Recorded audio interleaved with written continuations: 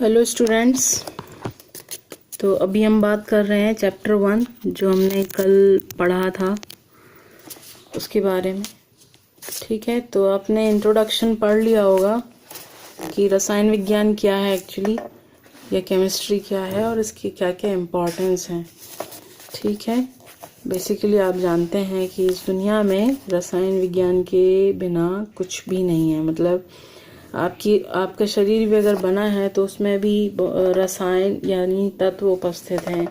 मिट्टी यानी सिलिकॉन है, प्लास्टिक है, ये सब कुछ केमिस्ट्री, केमिकल्स यानी कि तत्वों से मिलकर बनी है। ठीक है, फिर आपने पीरियोडिक टेबल पढ़ चुके होंगे। आप पीरियोडिक टेबल मतलब आवर्त सारणी आप पढ़ चुके हैं। ठीक है, उसमें कितने एलिमेंट्स हैं? 118 एलिमेंट्स हैं ना। ठीक है, तो ये सारे क्या हैं? तत्व हैं। और संसार में जितनी भी चीज़ें बनी हैं इन तत्वों से मिलकर बनी हैं। तो बेसिकली हम क्या पढ़ते हैं केमिस्ट्री में? मैटर के बारे में, यानी कि द्रव्य के बारे में। द्रव्य हमको मालूम है कितने प्रकार का होता है। 2 प्रकार से हम इसको देखते हैं, यानी कि एक तो फिजिकल या भौतिक। ठीक है, और मतलब वो देखने में कैसा है, छूने में, इस तरीके से। और केमिकल यानी कि उसका कैरेक्टरिस्टिक्स यानी कि रासायनिक आधार पर उसके क्या गुण होंगे। ठीक है, तो फिजिकल या भौतिक अवस्था में हमें मालूम है 3 है: solid state, liquid and gas, ठोस, द्रव, गैस। ठीक, ठोसों के गुण आपने पढ़े हैं 10th क्लास में, आप पढ़ चुके होंगे। ठीक है, द्रव के भी आप पढ़ चुके होंगे और गैस में भी। ठीक है, तो थोड़ा सा रिवाइज करते हैं। वैसे ठोस में हमने पढ़ा है इनका आयतन क्या होता है? फिक्स्ड होता है। इनका आयतन कैसा होता है? फिक्स नहीं होता है। इनका आयतन भी फिक्स नहीं होता। ठीक है, वॉल्यूम, आयतन को वॉल्यूम बोलते हैं। और भी इसकी प्रॉपर्टीज़ हैं तो वो आप देख लीजिएगा 9th-10th की बुक्स से।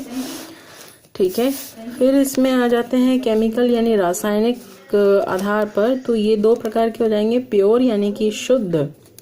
ठीक है, और दूसरा मिक्सचर या मिश्रण के रूप में। तो प्योर में ये 2 तरीके के हैं, फिर एलिमेंट्स यानी तत्व के रूप में, और दूसरा यौगिक के रूप में यानी कंपाउंड्स के फॉर्म में।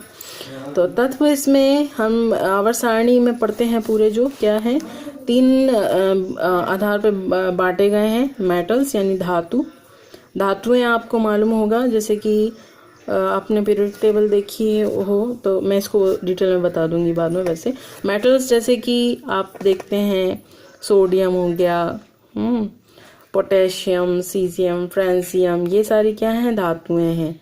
और जैसे आयरन हो गया, निकेल, एजी, ये सब कुछ। हाँ, नॉन मेटल्स कौन से हो गए? अधातु, जैसे कि नाइट्रोजन हो गया आपका, ऑक्सीजन। ठीक है, ये सब। मेटलॉइड्स कौन से हो गए? मेटलॉइड्स का मतलब होता है, या उपधातु का मतलब होता है जिसमें धातु और अधातु दोनों के थोड़े थोड़े कैरेक्टर्स होते हैं। यानी कि ना तो वो पूरी तरीके से मेटल होते हैं यानी धातु होते हैं, ना ही वो पूरी तरीके से अधातु होते हैं।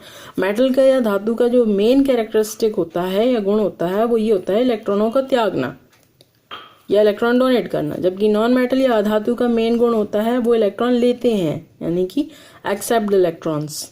ठीक है, तो इसको हम बाद में डिटेल में पढ़ेंगे। फिर अब इसमें कंपाउंड यानी यौगिक। यौगिक हमारे 2 प्रकार के डिवाइड किए गए हैं इसमें, ऑर्गेनिक यानी कार्बनिक यौगिक और दूसरा इनऑर्गेनिक या अकार्बनिक यौगिक। तो ऑर्गेनिक में या कार्बनिक यौगिक वो यौगिक होंगे जो हमारे carbon, hydrogen, basically carbon hydrogen ज़्यादा होते हैं और ऑक्सीजन, नाइट्रोजन और फिर ये थोड़ा सा कम हो जाते हैं। तो इन सब से मिलके अगर बनते हैं तो उनको हम ऑर्गेनिक कंपाउंड्स या कार्बनिक यौगिक कहते हैं। ठीक है, फिर इनऑर्गेनिक या अकार्बनिक कौन से होंगे? जिनमें